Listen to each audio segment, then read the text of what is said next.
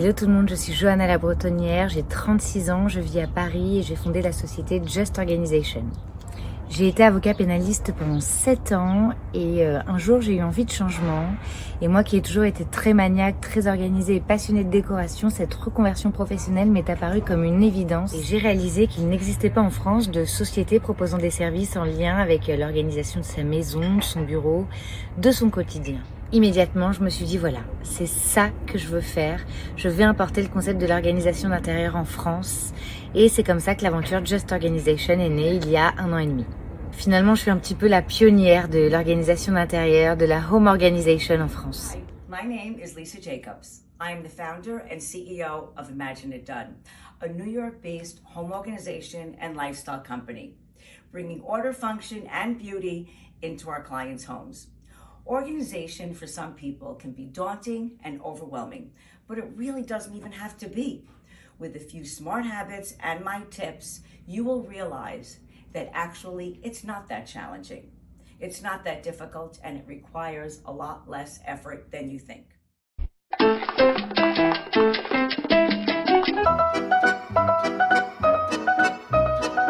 trend actually began in the late 1970s, 1978 to be exact, when the Container Store opened its first location in Dallas, Texas. At that time, home organization and professional organization was not even a household word. I actually first learned about the Container Store when they opened up their first location in Manhattan in 2003.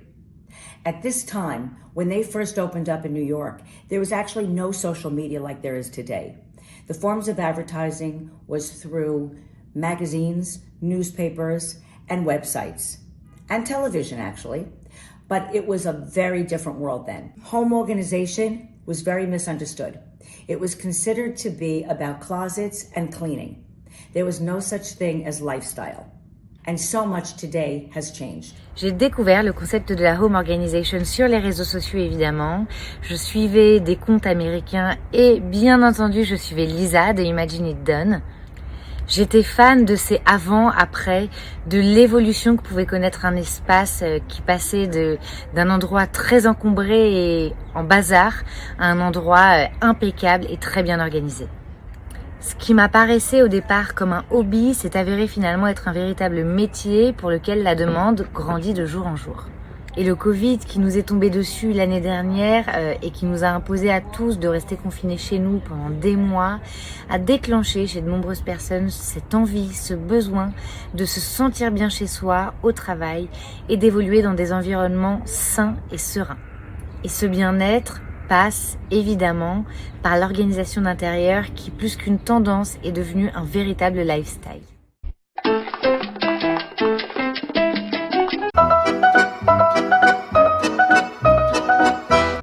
À mes débuts, j'intervenais toute seule sur mes chantiers, j'étais seule à tout faire, tout préparer, tout organiser.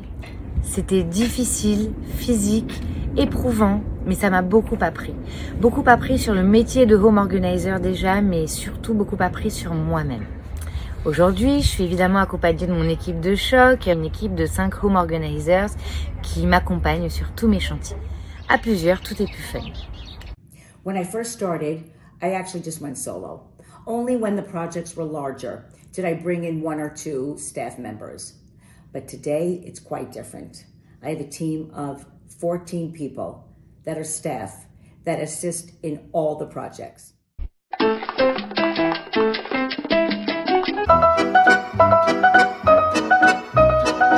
Well, the good habits are that New Yorkers really love the trends.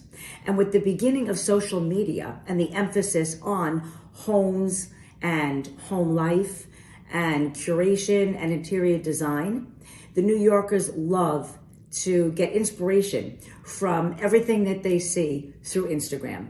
New Yorkers were and still are very, very receptive to our inspirational tips, tricks, methods, and systems. They're actually making our job a lot easier because they understand the dynamic and the impact of professional organization. They really do understand that this trend of home organization will change their life, change their day-to-day life, more importantly. New Yorkers live large, By large, I mean they love the superstores. Superstores are massive stores that hold tons of inventory, and it encourages people to buy in bulk. When you buy in bulk, you have to have a lot of space. What happens is people buy too much and then they don't have the space to fit what they buy. Too much in their kitchen, in the pantry, in their closets, toys, everywhere. This causes a problem. This is very good for our business, but it's bad for the client until they realize that they've got to edit, which is the first phase that actually starts a project. Si je devais parler des mauvaises habitudes des Français et plus particulièrement des Parisiens, je dirais qu'il y en a deux. La première, c'est l'accumulation et la seconde, c'est la phobie administrative. D'abord, je constate au fur et à mesure de mes chantiers que les Parisiens ont tendance à beaucoup acheter, beaucoup accumuler et beaucoup stocker. Les appartements à Paris ne sont pas toujours très grands et on se retrouve avec des situations plutôt drôles où on retrouve un stock de pâtes au milieu du dressing sur l'étagère des chapeaux. Également la procrastination, remettre à demain ce qu'on aurait pu faire et se dire « mon courrier, je l'ouvrirai plus tard ». Pour les bonnes habitudes, j'en recense deux essentielles. La première, c'est l'importance de la décoration dans les intérieurs parisiens. Le chic à la française et le raffinement parisien ne sont pas des légendes du tout. On a la chance de travailler dans des intérieurs très beaux, dans de beaux immeubles haussmanniens, très bien décorés, avec beaucoup de goût, beaucoup d'élégance. Et c'est un vrai plaisir pour nous d'intervenir dans ces appartements si bien décorés, où l'alliance de l'esthétique et de la fonctionnalité prend tout son sens. La deuxième bonne habitude des Français et des Parisiens, c'est le fait qu'ils soient épicuriens. Ils aiment la bonne nourriture et donc la cuisine est une pièce extrêmement importante, une pièce centrale, essentielle, dans laquelle on doit se sentir bien. Les cuisines dans lesquelles on intervient sont globalement bien organisées, mais il est vrai qu'on est sollicité pour que nos clients puissent passer à l'étape supérieure et qu'on vienne apporter notre petite touche d'élégance supplémentaire avec des solutions de rangement, des jolis bocaux, des jolies panières, pour vraiment que la cuisine soit impeccable.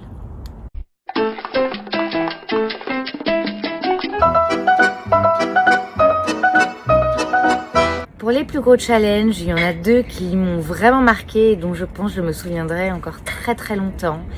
Ça se passe dans un dressing et dans une cuisine. Le challenge dans le dressing que j'ai dû affronter, c'est qu'on ne pouvait plus mettre un seul cintre dans la penderie, mais plus un seul, à tel point que j'ai appelé ma cliente en lui disant « Tu ne peux plus acheter la moindre robe, c'est fini ». Et dans la cuisine, c'était un chantier tout à fait particulier puisque c'était un mari qui offrait à sa femme un chantier cuisine, mais c'était une surprise. Cette femme était donc censée être au travail toute la journée, le temps de notre intervention, et en plein milieu de l'après-midi, elle a appelé son époux pour lui dire qu'elle rentrerait plus tôt. Panique à bord, on savait plus comment faire, on n'avait pas du tout terminé.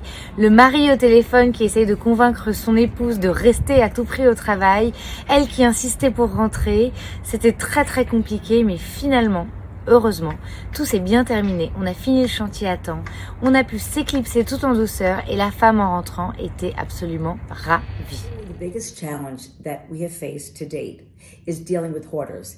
People that hold on to their things, that can't let go, getting rid of stuff that is part of the past, not enabling themselves to live in the present. That's a very big emotional, difficult situation for our clients.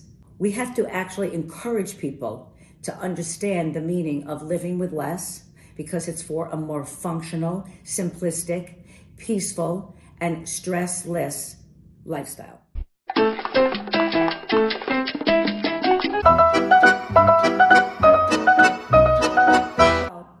One of the most important things that we share with our clients all the time is you've got to maximize space vertically and horizontally. Every square inch of your space needs to be maximized in order to not only fit everything in, but to contain it properly with methods and systems. The second tip is learn from the experts what goes where and what doesn't go. Because it's very difficult when you first get into a space to know where everything is going to function best. Establish routines to make your home more peaceful And by that I mean make it like a daily habit, like brushing your teeth. That's going to help you create a better lifestyle day to day. So it's not forced, it's habitual. And then last but not least, make sure that you subscribe to the less is more theory. Because when you have less, you're going to know what you have. And you're going to know what you need. My most favorite accessory that we use over and over again are clear hangers. And clear hangers, not just because they show a very curated, beautiful aesthetic, but also there is a simplicity and a clearer feeling that you get when you look at a space with everything hung in the same direction and with a clear hanger, which shows off the clothing and not the hanger. A few more accessories that we use time and time again, they're our go-to, are drawer dividers and shelf dividers. And typically we like to use clear ones, and shoe racks, as well as racks that actually are systems that are mounted on the inside of doors and inside closets. That really maximizes the space because it's not cabinetry.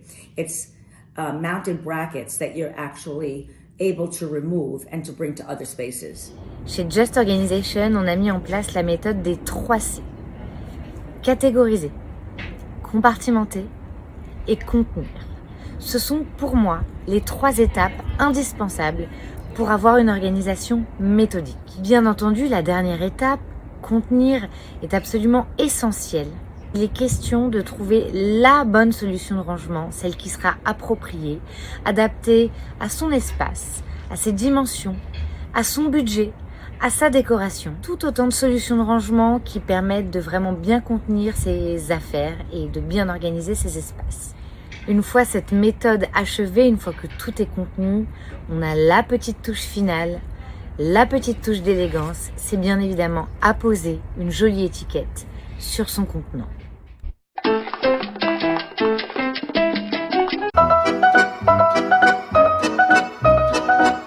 Rien n'est insurmontable.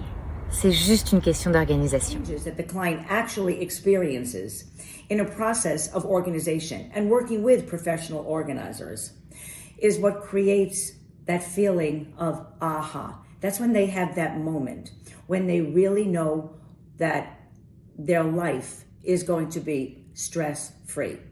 It is really the best feeling that we know, that they know what we are telling the world in every language. It's the same, that an organized space is an organized mind, is an organized life.